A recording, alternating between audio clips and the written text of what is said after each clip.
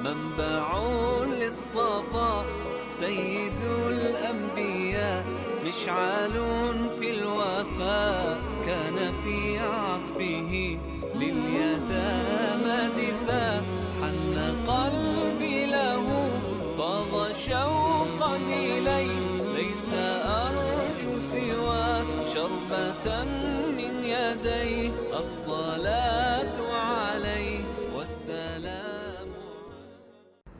بسم اللہ الرحمن الرحیم نحمده ونصلی علی رسوله الکریم اما بعد السلام علیکم ورحمۃ اللہ وبرکاتہ۔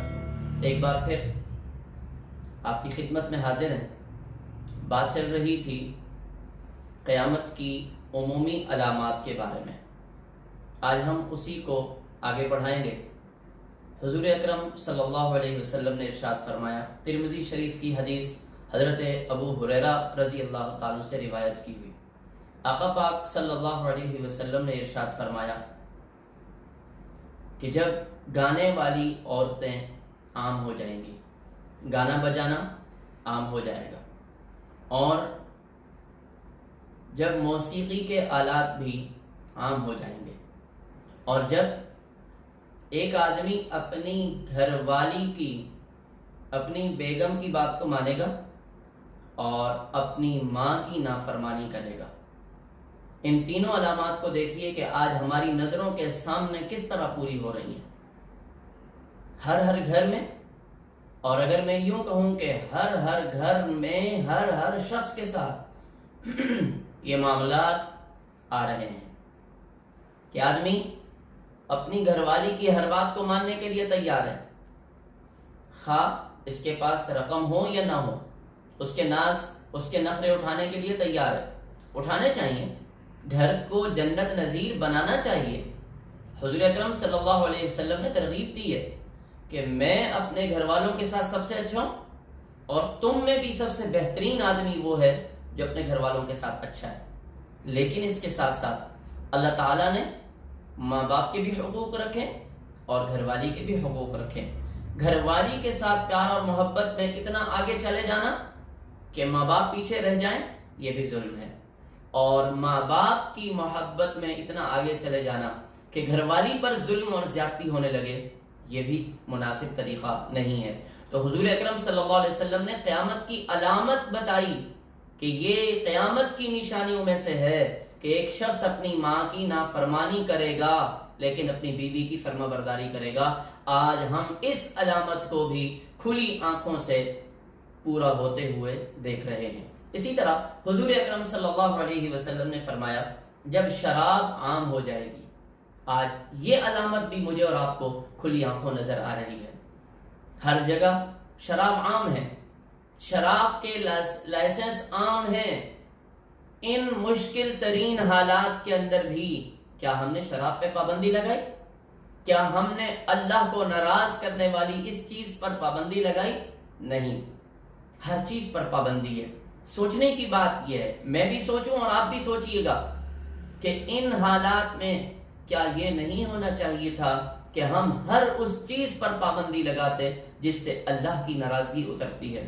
ہم سود پر پابندی لگاتے، ہم شراب پر پابندی لگاتے، ہم زنا کے اڈوں کو بند کر دیتے، لیکن ایسا نہیں ہوا۔ کیوں؟ کیونکہ قیامت قریب ہے۔ حضور اکرم صلی اللہ علیہ وسلم نے ارشاد فرمایا، شراب عام ہو جائے گی۔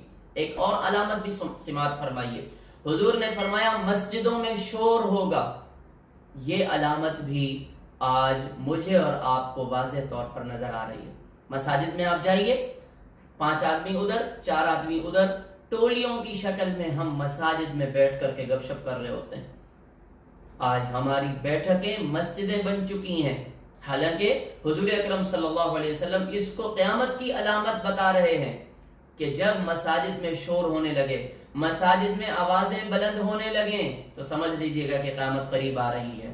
اور یہاں ایک اور حدیث بھی سماعت فرما لیجئے، حضور اکرم صلی اللہ علیہ وسلم نے ارشاد فرمایا، مسجد میں دنیا کی باتیں کرنا یہ نیکیوں کو ایسے ختم کر دیتا ہے جیسے سوکھی لکڑی کو آگ ختم کر دیتی ہے، ایسے ہی مسجد میں دنیا کی باتیں انسان کی نیکیوں کو ضائع کر دیتا ہے۔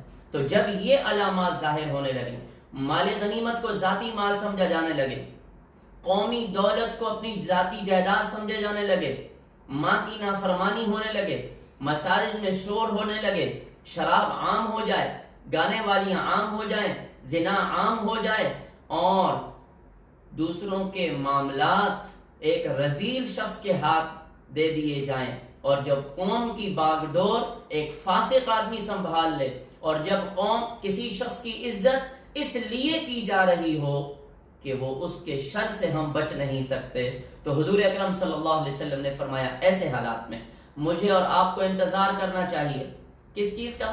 سرخ آندھیوں کا، زلزلوں کا، زمین میں دھنس جانے کا۔ آج وہ ساری علامات پوری ہو چکی ہیں، اور اللہ تعالیٰ کی طرف سے مختلف طریقوں سے وارننگ دی جا رہی ہے، کبھی کرونا کے اعتبار سے، کبھی سونامی طوفانوں کے حالات دکھا کر، اور کبھی زلزلوں کی شکل میں مجھے اور آپ کو بتایا جا رہا ہے پلٹ آؤ، اب بھی اپنی زندگی کا رخ ٹھیک کر لو، ورنہ وہ رب قادر ہے کہ اگر تمہیں اپنے گھروں میں بٹھا سکتا ہے تو وہ تمہیں گھروں میں بٹھا کر کے ہلاک بھی کر سکتا ہے۔ آئیے میں اور آپ اپنی زندگی کا رخ بدلیں، اپنی زندگی کے طور طریقے بدلیں، اور ان تمام چیزوں کو گھروں سے نکالیے جس کی وجہ سے ہم قیامت کے قریب ہو رہے ہیں۔ معاف رکھیے گا، افسوس کا مقام ہے رمضان المبارک جیسے مقدس مہینے میں بھی بہت سے گھروں سے گانوں کی آوازیں سننے کو ملتی ہیں، بہت سارے گھروں میں فلموں کی آوازیں سننے کو ملتی ہیں۔ کیا قیامت کو ہم خود نہیں اپنے ہاتھوں سے قریب کر رہے؟ اور کیا ہم قیامت کو بلا نہیں رہے؟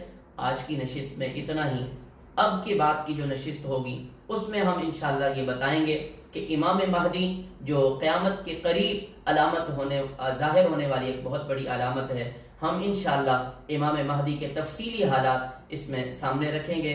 ہمارے ساتھ رہیے گا اور علامات قیامت سنتے رہیے گا۔ اپنا بہت خیال رکھیے گا۔ السلام علیکم، اللہ حافظ۔